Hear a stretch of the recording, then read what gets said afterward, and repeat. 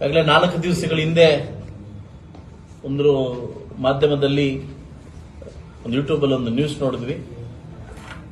ಅದು ನನ್ನ ಗಮನಕ್ಕೆ ಬಂತು. ನ್ಯೂಸ್ ನೋಡಿದಾಗ ಯಾರೋ ಖಾಸಗಿ ವ್ಯಕ್ತಿಗಳು ಏನು ರೆಕಾರ್ಡ್ ರೂಮಲ್ಲಿ ರೆಕಾರ್ಡ್ ಹೊಡ್ತಕ್ಕಂಥ ಒಂದು ಸನ್ನಿವೇಶನ, ಇಂಥ ದುಸ್ಥಿತಿನ ನನ್ನ ಮುಳಬಾಗಲ್ ತಾಲೂಕು ಆಫೀಸರ್ ಕಾಣ್ತೀನಿ ಅಂತ ಯಾವತ್ತು ಎಕ್ಸ್ಪೆಕ್ಟ್ ಮಾಡಿರ್ಲಿಲ್ಲ. ಆ ವಿಡಿಯೋ ನೋಡಿದ ಮೇಲೆ ತುಂಬಾ ಬೇಜಾರಾಯಿತು. 24 ಗಂಟೆ ಒಳಗಡೆ ಅದಕ್ಕೆ ಸಂಬಂಧಪಟ್ಟಿರ್ತಕ್ಕಂಥ ಯಾರು ಅವರಿಗೆ ಅಧಿಕಾರಿಗಳು ಹೆಲ್ಪ್ ಮಾಡಿದ್ದಾರೆ ಅವ್ರು ನಿರ್ದಾಕ್ಷಿಣ್ಯವಾಗಿ ಅವ್ರನ್ನ ಸಸ್ಪೆಂಡ್ ಮಾಡಿಸಿದ್ದೀನಿ. 3 ಜನನ ಸಸ್ಪೆಂಡ್ ಮಾಡಿಸಿದ್ದೀನಿ. ಆ ಸಸ್ಪೆಂಡ್ ಮಾಡಿಸಿರ್ತಕ್ಕಂಥ ಉದ್ದೇಶ ಏನು ಅಂತಂದ್ರೆ, ಉಳಿದಿರ್ತಕ್ಕಂಥ ಎಲ್ಲಾ ಅಫಿಷಿಯಲ್ಸ್ಗೂ ನಿಮಗೆ ನೀತಿ ಪಾಠ ಇದೆ.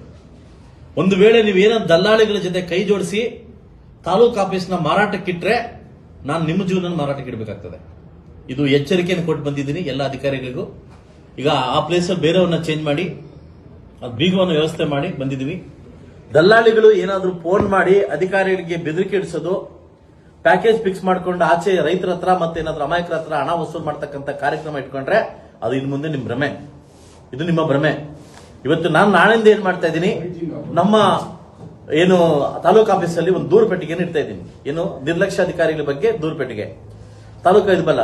ನೀವು ಯಾವ ಅಧಿಕಾರಿಗಳಾದ್ರೂ ನಿಮ್ಗೆ ನಿರ್ಲಕ್ಷ್ಯ ಮಾಡಿದ್ರೆ, ನಿಮ್ಗೆ ಲಂಚ ಕೇಳಿದ್ರೆ ನಿರ್ದಾಕ್ಷಿಣ್ಯವಾಗಿ ಅವ್ರ ಮೇಲೆ ಆ ದೂರು ಪೆಟ್ಟಿಗೆಯಲ್ಲಿ ನೀವು ಹಾಕಿ. ತಿಂಗಳು ಒಂದ್ಸಲ ದೂರು ಪೆಟ್ಟಿಗೆ ಎತ್ತಿ ಆ ದೂರು ಪೆಟ್ಟಿಗೆಯಲ್ಲಿ ಬಂದಿರತಕ್ಕಂಥ ದೂರುಗಳ ಮೇಲೆ ಅವರಿಗೆ ಸನ್ಮಾನವನ್ನ ಏರ್ಪಡಿಸಿದ್ದೀನಿ. ವಿಶೇಷವಾಗಿರ್ತಕ್ಕಂಥ ಸನ್ಮಾನವನ್ನ ಏರ್ಪಡಿಸಿದ್ದೀನಿ. ಆ ಸನ್ಮಾನ ಏನಂತ ಅವ್ರಿಗೂ ಇವತ್ತು ಗೊತ್ತಾಗಿದೆ. ನಿನ್ನೆ ಅವ್ರಿಗೆ ಕೊಟ್ಟಿದ್ದೀನಿ ಸನ್ಮಾನ. ಸೊ ಅದರಿಂದ ತಾಲೂಕು ಆಫೀಸಲ್ಲಿ ಈ ದಲ್ಲಾಳಿಗಳ ಅವಳಿಯಿಂದ ಈ ಸುಮಾರು ವರ್ಷಗಳಿಂದ ಬೀಡ್ಬಿಡ್ತಕ್ಕಂಥ ದಲ್ಲಾಳಿಗಳು ಕೆಲವರು ಆರ್ಟಿಗಳ ಮುಖಾಂತರವಾಗಿ ಅಧಿಕಾರಿಗಳ ಬೆದರಿಸಿ ಅವ್ರನ್ನ ಜೋಬಲ್ಲಿ ಇಟ್ಕೊಂಡು ಅವ್ರ ಮುಖಾಂತರ ಈ ಕೆಲಸ ಮಾಡಕ್ ಹೊರಟಿದ್ರು. ಅದಕ್ಕೆ ನಿರ್ದಾಕ್ಷಿಣ್ಯವಾಗಿ ಸರ್ಕಾರಕ್ಕೆ 24 ಗಂಟೆ ತಲುಪಿಸಿ ಅವನ 3 ಜನ ಸಸ್ಪೆಂಡ್ ಮಾಡಿಸಿ ಮನೆ ಕಳಿಸಿದ್ದೀನಿ. ಸೊ ದಯವಿಟ್ಟು ಇಂಥ ದಲ್ಲಾಳಿಗಳು ಇಲ್ಲಿಗೆ ಬ್ರೇಕ್ ಹಾಕಿದ್ರೆ ನಿಮಗೂ ಒಳ್ಳೇದು, ನಮಗೂ ಒಳ್ಳೇದು. ಸೊ ಅದರಿಂದ ಅಧಿಕಾರಿಗಳಿಗೆ ನಾನು ಎಚ್ಚರಿಕೆಯನ್ನು ಕೊಟ್ಟಿದ್ದೀನಿ. ಇನ್ ಮುಂದೆ ಈ ತರ ಕೈವಾಡ ಕೆಲಸ ಮಾಡಿದ್ರೆ ಖಂಡಿತವಾಗ್ಲೂ ಶಿಕ್ಷೆಯನ್ನು ಅನುಭವಿಸೋದು ನೀವು, ನಾವಲ್ಲ. ನೀನ್ ಮುಳಬಾಗಲಿಂದ ನೀನ್ ಪುಂಗನೂರಿಗೆ ಹೋಗು, ಪುಂಗನೂರಿಂದ ಮೈಸೂರಿಗೆ ಹೋಗು, ಉತ್ತರ ಕೊಡಬೇಕಾದ ಜವಾಬ್ದಾರಿ ನೀವಾಗಿರ್ತೀರಿ. ಅದರಿಂದ ದಯವಿಟ್ಟು ಎಲ್ಲಾ ಅಧಿಕಾರಿ ಕೂಡ ಮೈ ಬಗ್ಸಿ ಮೈಗಳ್ರಂತ ಕೆಲಸ ಮಾಡಿದ್ರೆ ಸಾರ್ವಜನಿಕ ಕೆಲಸ ಮಾಡಿದ ಸೂಚನೆ ಕೊಟ್ಟಿದ್ದೀನಿ. ಒಂದು ದೂರು ಪೆಟ್ಟಿಗೆಯಿಂದ ನಾಳೆಯಿಂದ ಇಡ್ತಾ ಇದ್ದೀನಿ, ಮೇಲೆ ಒಂದು ಕೆಳಗಡೆ ಒಂದು ಇಡ್ತಾ ಇದ್ದೀನಿ. ನಿರ್ದಾಕ್ಷಿಣ್ಯವಾಗಿ ದಯವಿಟ್ಟು ಯಾರಾದರೂ ದೂರು ಕೊಡ್ಬೇಕಂತಿದ್ರೆ ಅದಕ್ಕೆ ದೂರ ಹಾಕಿ ತಿಂಗಳಿಗೊಮ್ಮೆ ಇದಕ್ಕೆ ಉತ್ತರ ಕೊಡ್ಲಿಕ್ಕೆ ಶಾಸಕರು ರೆಡಿಯಾಗಿದ್ದಾರೆ.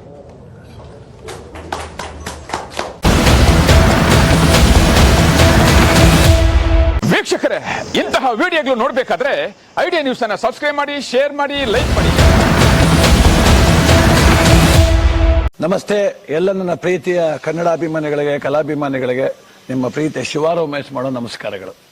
ಕೋಲಾರದ ಸಮಸ್ತ ಬಂಧುಗಳು, ಕರ್ನಾಟಕದ ಎಲ್ಲ ಕಲಾಭಿಮಾನಿಗಳು, ಕನ್ನಡಾಭಿಮಾನಿಗಳು ಈ ಐಡಿಯಾ ನ್ಯೂಸ್ ಚಾನಲ್ನ ಸಬ್ಸ್ಕ್ರೈಬ್ ಮಾಡ್ಕೊಳ್ಳಿ, ಬೆಂಬಲಿಸಿ, ಆಶೀರ್ವದಿಸಿ, ಆನಂದಿಸಿ, ವಿವೇಚಿಸಿ, ವಿಚಾರಿಸಿ.